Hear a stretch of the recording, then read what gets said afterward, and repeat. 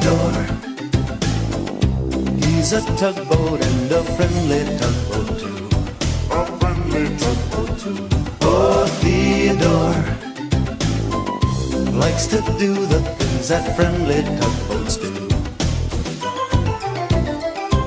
Pushing and a pulling in the great big harbor, in the great big world is so much fun. So many brand new things to discover. Waking with the sun, gotta get the job done. Oh, Theodore and Emily, Bodak, Hank and George, and the harbor master too.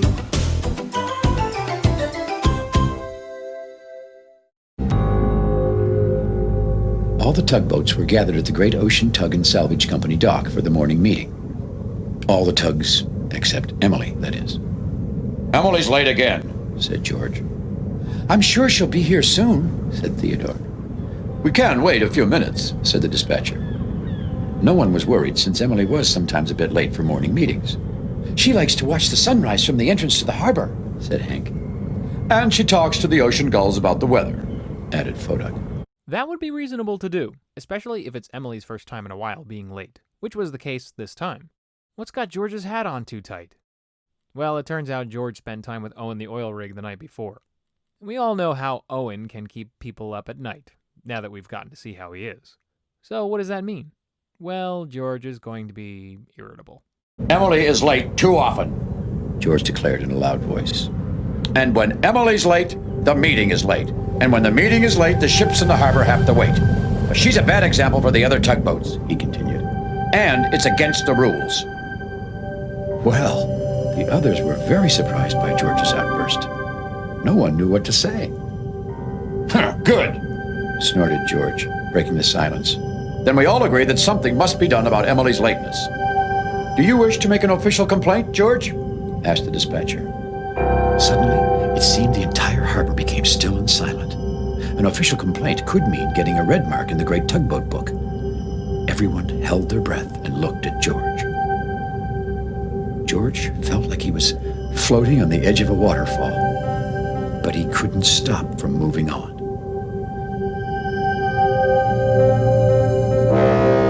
Yes, declared George in his biggest George voice.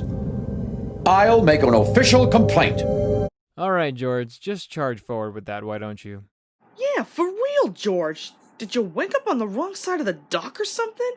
Chill the hell out already.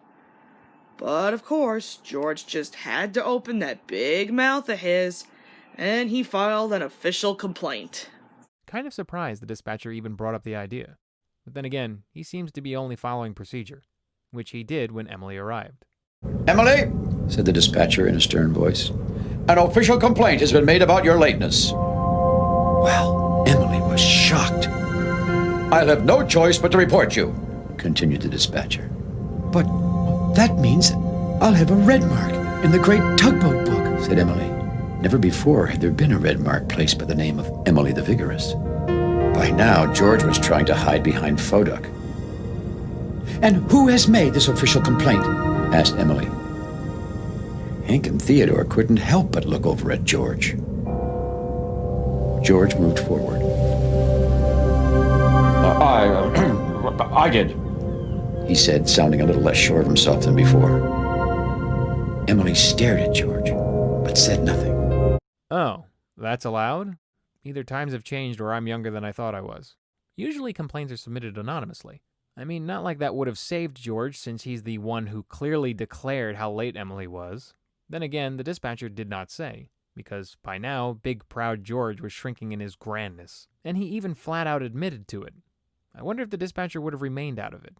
Not like he would have had to deal with much anyway. He can't go anywhere. Sadly, Theodore had to, though, with Emily and George on the same job.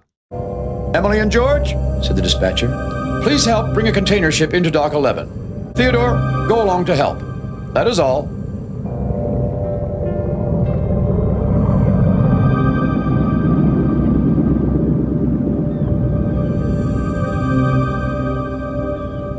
I guess we should get started, said Theodore quietly. Theodore, please tell George that I am not speaking to him anymore. Well, Theodore didn't know what to say.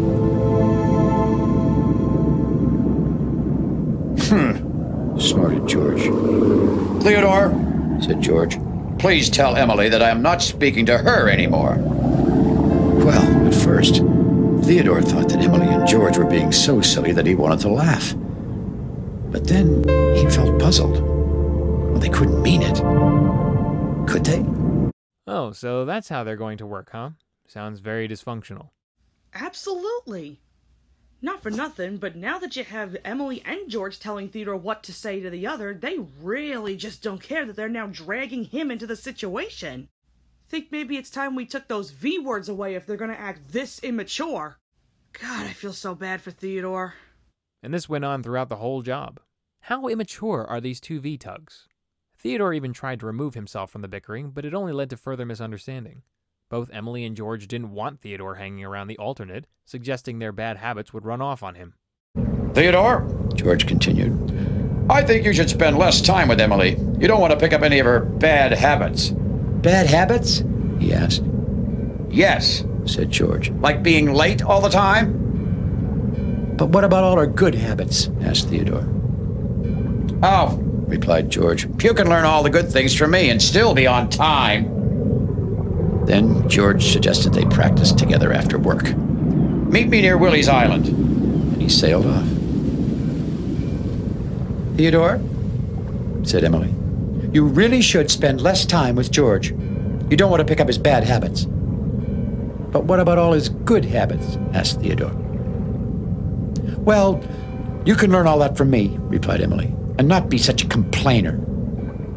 Then Emily suggested they practice together. Meet me at Willie's Island after work, and off she sailed. Well, Theodore felt terrible. He loved both Emily and George, and it hurt to see them angry with each other. Now, Theodore loved George because he was always so eager to help any other ship in the harbor. And he loved Emily because she knew so much and was always teaching him new things. How could he choose one over the other?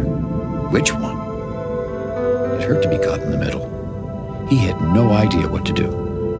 Seriously? Why do they gotta be that way? What's weirder is that they both said the same thing about each other. Like, the exact same wording. And this is what's great about Theodore. He tries to look at the positives for everyone, no matter the flaws. And yet those two V-tugs are too busy being angry at each other. And if I may say so again, you have to feel bad for Theodore being caught in the middle of this argument. It's stupid, number one, but overall, this is a terrible position for anybody to be in. So since both had asked Theodore to meet them at Willie's Island, guess who actually met at Willie's Island? What are you doing here? They both said at once. I'm waiting for Theodore, Said George. but he's late. He must have learned that from you. He was supposed to meet me, but he must have seen you and decided not to come. Now George was upset too. Theodore's my friend. He loves to practice with me. He's my friend too, Emily replied, and he never complains when I'm a little late. George thought back to the morning meeting and how he had complained about Emily. He had been feeling tired and grumpy. But right now he felt worried about Theodore.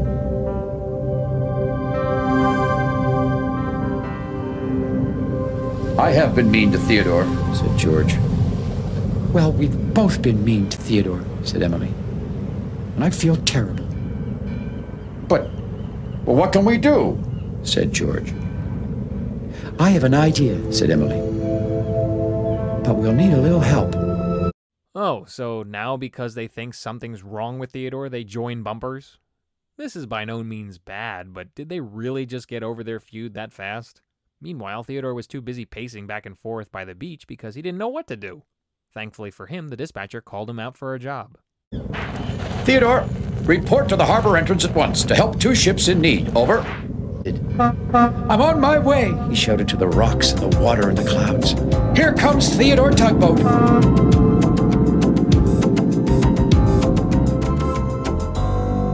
But when Theodore arrived at the harbor entrance, he couldn't see any ships at all.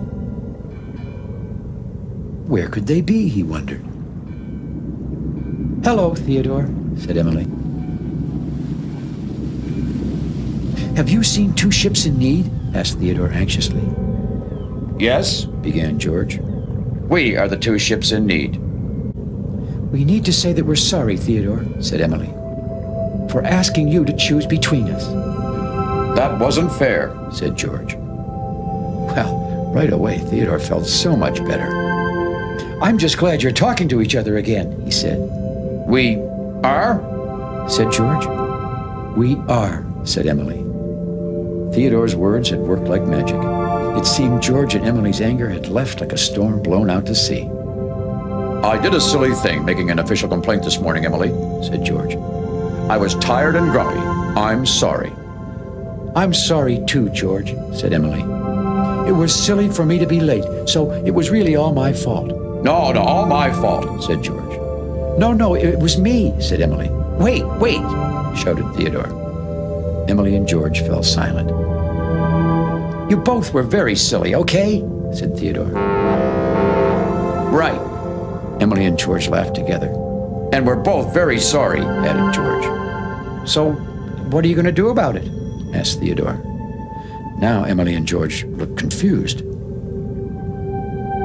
We don't know, they said.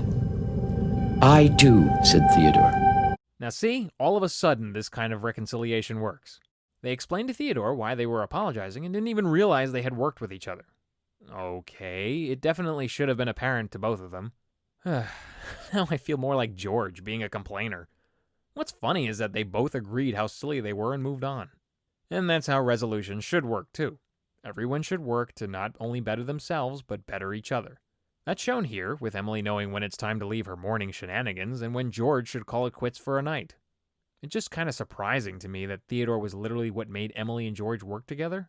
It was like a twisted version of the classic "the enemy of my enemy is my friend" plotline, except Theodore was a friend of an enemy? Yeah, now that you mention it, it kinda does. Alright, enough about that. Let's just finish the episode on a nice note, shall we? The next morning, Theodore joined Emily to watch the sunrise, and Theodore made sure they left in time for the morning meeting. Time to go, Emily. I'm ready, said Emily. We don't want to be late. But first we have to stop by and wake George, said Theodore as they sailed on. Right, said Emily. He should be in a much better mood this morning, Theodore laughed. I made him promise to go to sleep early last night. Isn't it a beautiful morning, Emily? said Theodore. It certainly is, added Emily. It certainly is.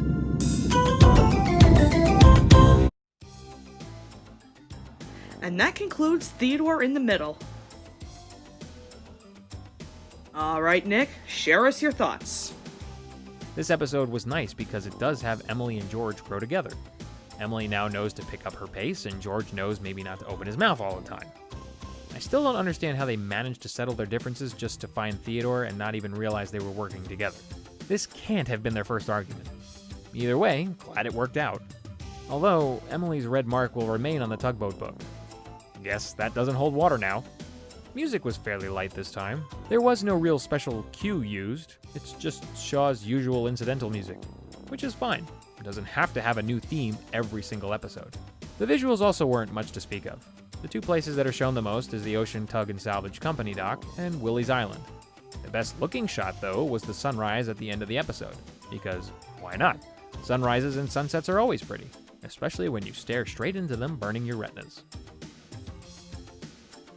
It's unbelievable how many of us can relate to this episode. Again, being caught in the middle of friends arguing over whatever is, again, an uncomfortable position to be in.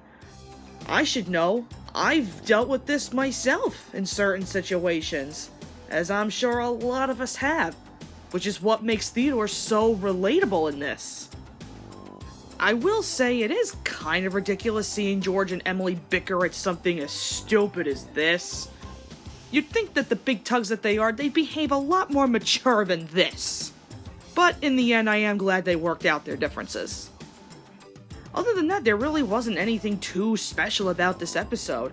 Visuals were pretty much the same, aside from the extended shot we have of Willie's Island, and the beautiful sunset at the end, and as it's already been mentioned, no big music cues to really focus on. Other than that, there's really nothing else to say. It's just another one of those laid-back, subtle stories. Up next is Carla the Cool Cabin Cruiser.